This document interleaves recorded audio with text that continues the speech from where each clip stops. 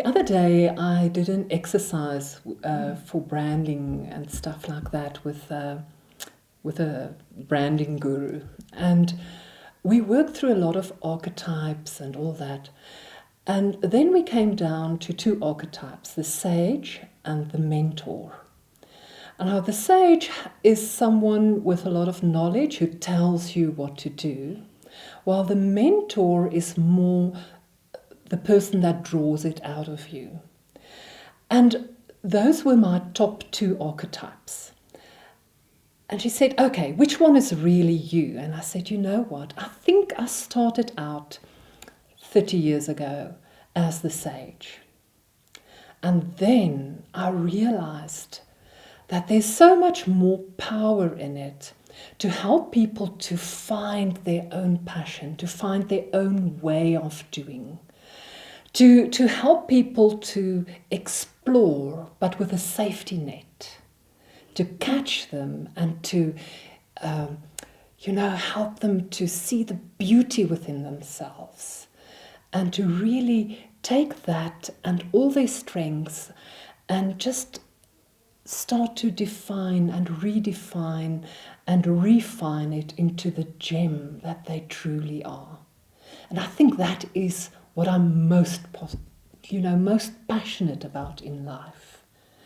To help each and everyone to find that something special that is uniquely their fingerprint and help them to discover how that gem can shine in this life. So, which is incredibly important, eh? Because a lot of people are just feeling, well, they've got to dress as the normal people dress, they've got to have their hair the same way. We have a lot of conformity. But when we come to business, what stands out? It's normally the person that's different, isn't it? Yes. But then we've gone through this whole, if I can say it, process of becoming more like others.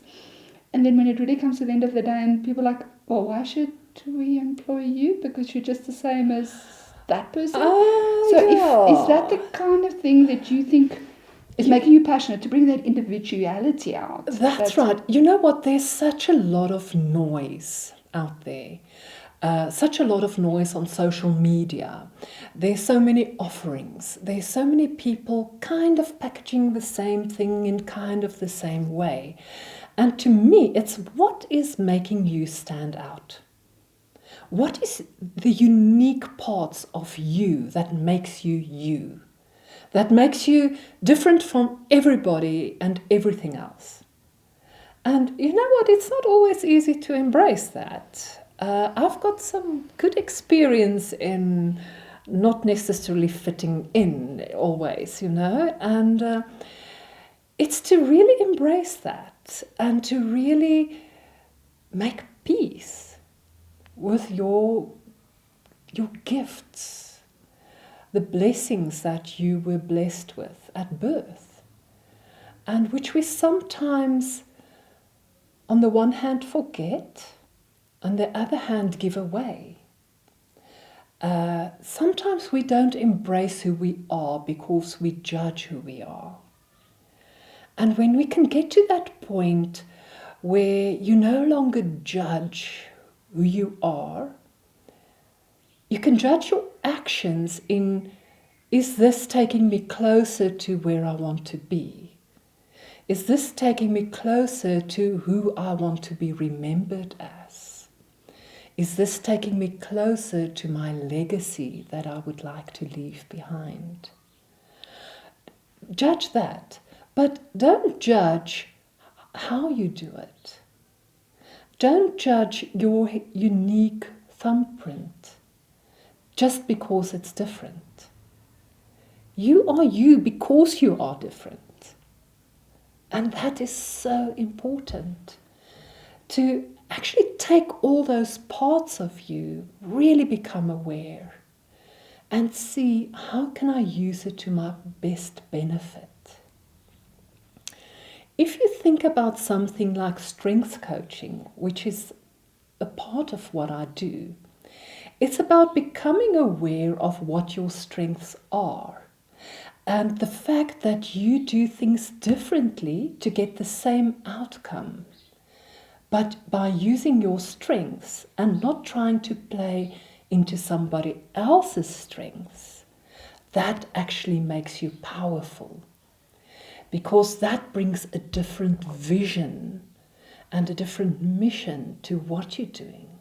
So you might create the same outcome, but because you're doing it in alignment with who you truly are, it's a lot less stressful, it's a lot more creative. You're not fighting yourself, you're embracing yourself.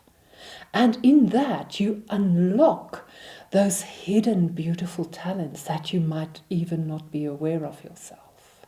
You see, now that's interesting, because we're so challenged by society to conform. They say this is what's important. So we think, okay, well, that's what we need to strive to. And now you're saying, no, you should actually go and look at what is making you unique.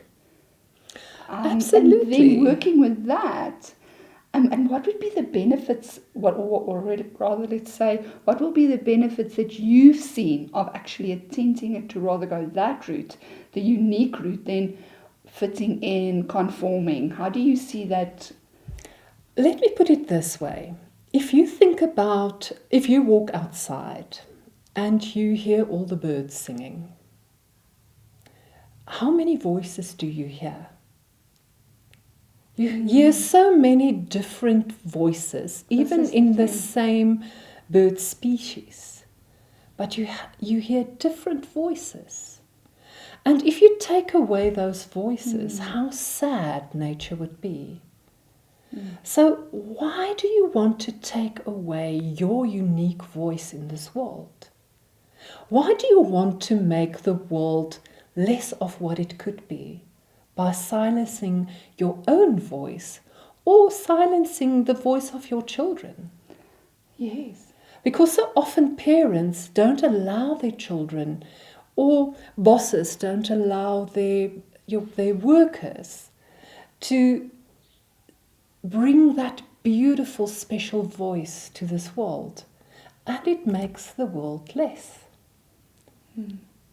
It's scary because, some children actually get penalized for being... I've heard of a child that was doing very well and they started getting bullied because they were doing well and others were not doing as well. So, which was different from when I was growing up. When I was growing up, everybody wanted to be that person, and we had a kind of a more of a respect. Now it's you standing out.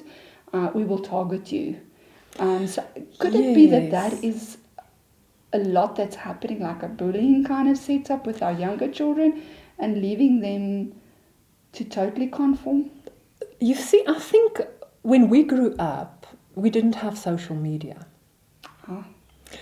Where now, it actually came up in a high-level executive meeting the other day, that people no longer want to take leadership. And it's really a problem in South Africa.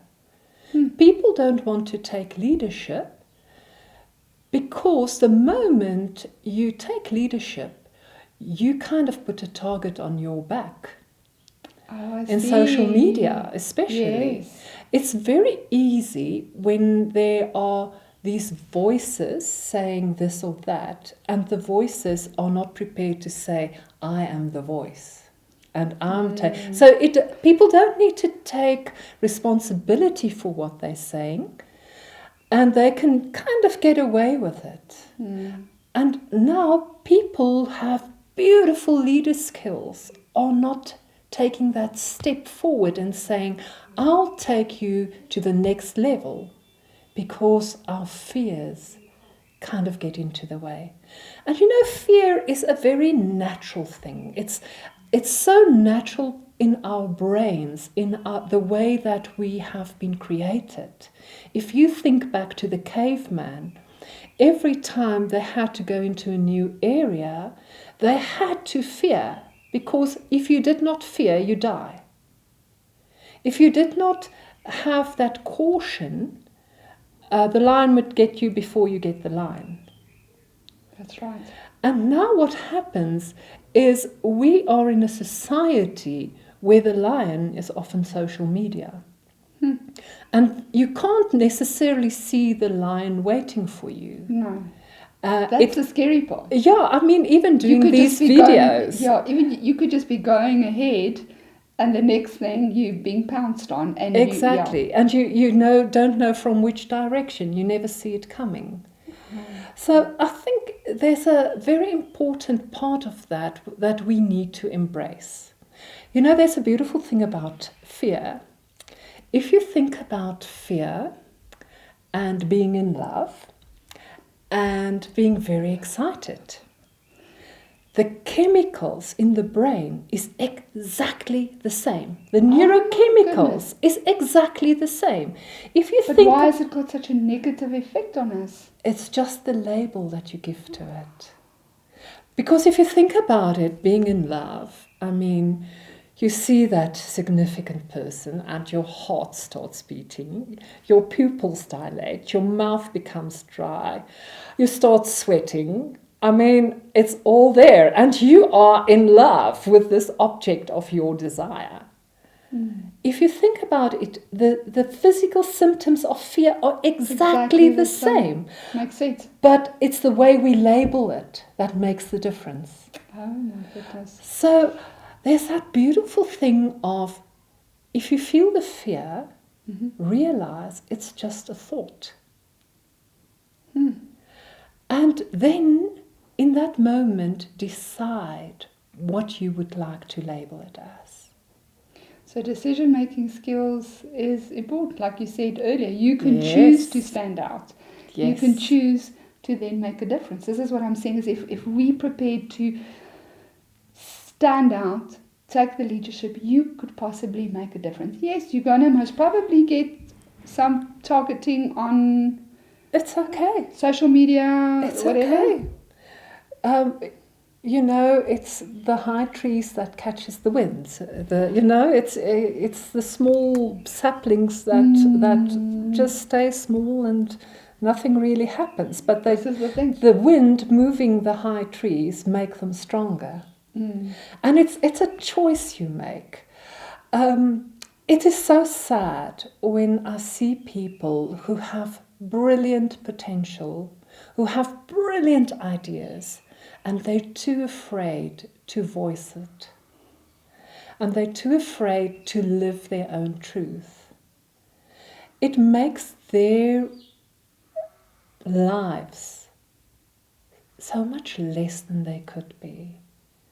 And if you live as less than you could be, if you don't live up to your potential, your soul knows it. Sure. You know it when you're not living to your potential. You know it. It's playing all the time. It's playing in the background, and you're thinking you're getting away with this. And you're not. You're not. And that's why there's so many people experiencing depression and unhappiness. But if you have that exhilaration of, I'm doing this, I'm alive, I'm feeling the feelings. You know, it's not about feeling only the good feelings or only the bad feelings. It's about feeling the whole spectrum of it, because that's making you a well-rounded person.